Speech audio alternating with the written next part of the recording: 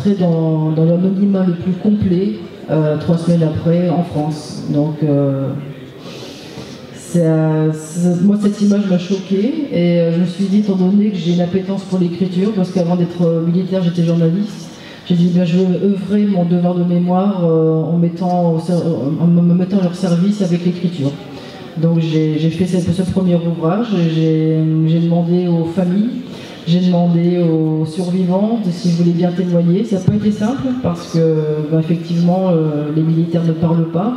On a aussi la grande phrase, la grande muette, mais derrière ça en fait il y a quand même des gens qui ont un cœur, derrière un tri il y a quand même un homme qui, comme vous et moi, hein, qui vit en France. Et j'ai voulu proposer, mettre à leur service. Alors ça a mis plusieurs mois, il y en a qui n'auraient jamais voulu témoigner. Il y en a qui ont mis du temps à se décider, et puis d'autres qui ont couché sur le papier leur douleur, et finalement ils m'ont dit merci, parce que c'était une manière de mettre enfin des mots sur leurs mots, MAX, et surtout de dire, bah, écoutez, ma famille au moins saura si ça les intéresse, parce que c'est tellement violent et tellement décalé par rapport à la vie quotidienne que l'on vit ici. Si les gens veulent savoir ce qu'ils vivent, eh bien, s'ils veulent savoir ce que j'ai vécu, bah, il y a ce livre et c'est écrit, et ils pourront voir par quoi je suis passée. Donc ce premier livre, j'en ai fait un deuxième tome. Pourquoi? Parce qu'en fait, les talibans sont revenus au pouvoir le 15 août 2021, donc c'était 9 ans après ce drame. Et en fait, tout naturellement, il y a des survivants qui sont revenus vers moi et m'ont dit mais moi maintenant je veux parler parce qu'en fait mes camarades sont morts pour rien. C'est une phrase très dure à entendre, même pour eux à prononcer, parce que jusqu'à présent ils ne l'avaient jamais dit. Il y avait toujours une circonstance pour justifier leur intervention là-bas. Et là, j'ai quand même eu des familles et des survivants qui m'ont dit ils sont morts pour rien. Donc ils m'ont dit là, j'ai envie de parler. Donc j'ai eu, on va dire, ce deuxième devoir de mémoire. Pour reprendre des témoignages 10 ans après cet événement, et puis mettre en lumière effectivement le retour des talibans en 2021, et puis surtout enquêter sur le meurtrier, parce que pour faire court, en fait, le meurtrier par rapport au loi afghane avait été condamné à pendaison, condamné à mort, mais une fois que la condamnation est faite, c'est seulement le président afghan qui doit dire bien, écoutez, tel jour il sera pendu. Finalement, cette décision n'a jamais été prise, il a été mis en prison, et en enquêtant sur ce qui s'est passé, et avec les accords de Doha qui ont été faits entre les Américains et les talibans pour justement que l'OTAN parte définitivement des terres afghanes, eh bien j'ai appris que ce brave tueur afghan avait été mis dans un jet privé en direction du Qatar, donc non loin des accords de Doha, pour être entre guillemets en résidence surveillée. Donc il était en compagnie de 4-5 autres condamnés spéciaux. Pourquoi spéciaux? Parce qu'ils avaient tué des militaires otaniens, hein, donc il y avait aussi des Australiens, etc. Donc il y en avait 4-5 qui étaient concernés comme ça. J'ai retrouvé les photos de leur départ dans le jet. J'ai retrouvé des témoignages d'Australiens qui parlaient des autres qui étaient à bord de ce jet. Et donc là, c'est double peine pour les familles, double peine pour les survivants qui se disent non seulement les talibans sont revenus au pouvoir, mais en plus le condamné finalement est revenu en Afghanistan, traité en héros parce que les talibans sont revenus au pouvoir. Donc là, ce devoir de mémoire a été très compliqué, mais nécessaire. Donc j'ai repris la plume, et pour les 10 ans de cet événement, en 2022, l'ouvrage, le deuxième tome est sorti.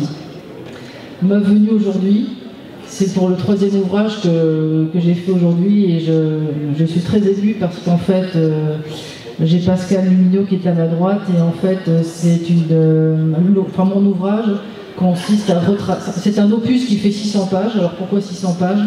Parce qu'en fait je retrace toute la chronologie afghane de 2001 à 2024, donc depuis l'arrivée de l'OTAN jusqu'au le départ des talibans, le retour des talibans en 2021, mais surtout 2024, c'est les 10 ans de retrait des forces françaises combattantes, je précise, et puis les 3 ans de retour des talibans. Donc là on est en plein de l'actualité, donc j'ai retracé la chronologie pour que les gens puissent facilement comprendre ce qui s'est passé là-bas, même si on sait très bien que c'est très compliqué à résumer. Et puis la deuxième partie de l'ouvrage, eh bien, ce sont biographies hommages de chaque militaire français qui ont été tués. Donc ça représente 90 biographies hommages de ces soldats. Et là, à côté de moi, j'ai une mère d'un des 90 tués. Donc pour moi, c'est aussi beaucoup d'émotion d'être aujourd'hui au salon. Merci beaucoup. Donc pour reprendre ce qui avait été indiqué et préciser ce qui a été dit par Madame Lostali, la nouvelle drogue donc, qui a été créée par les talibans est plus forte que ce qui est vendu actuellement, et elle est vendue auprès des groupes terroristes. Alors, je me souviens plus du nom de cette drogue, et c'est une drogue vraiment très forte, ce qui leur permet de les désinhiber et d'aller s'attaquer à plus fort qu'eux, et de créer des attentats, parce qu'ils sont complètement dans le, je vais parler vulgairement, mais dans les vapes. Donc c'est pour ça que c'est cette drogue qui est utilisée actuellement par les terroristes, surtout donc en Afghanistan, en Irak, en Syrie. C'est cette drogue-là qui est vendue. Donc c'est important de le savoir.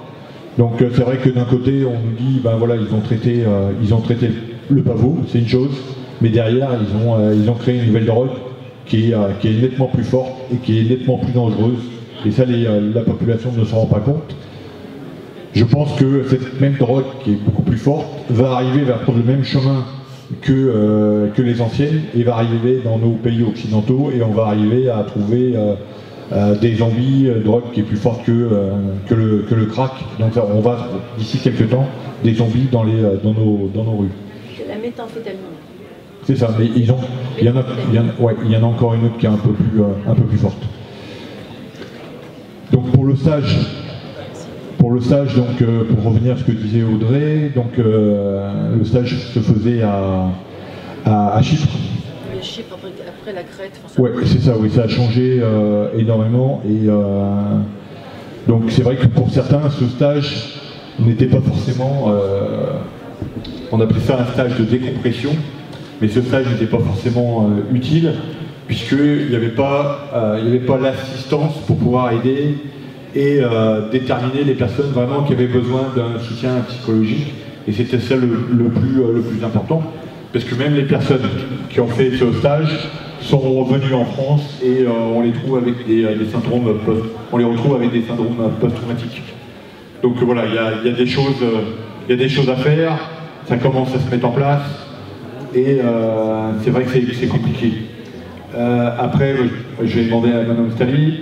Sur place, quand je me suis retrouvé en Afghanistan, on avait donc des interprètes, on avait des jeunes dans les campements, de jeunes Afghans, qui étaient très éduqués, donc des femmes. Je me souviens d'une interprète féminine qui parlait 4 langues couramment: le russe, le français, l'anglais, et je crois que je me souviens que c'était l'allemand.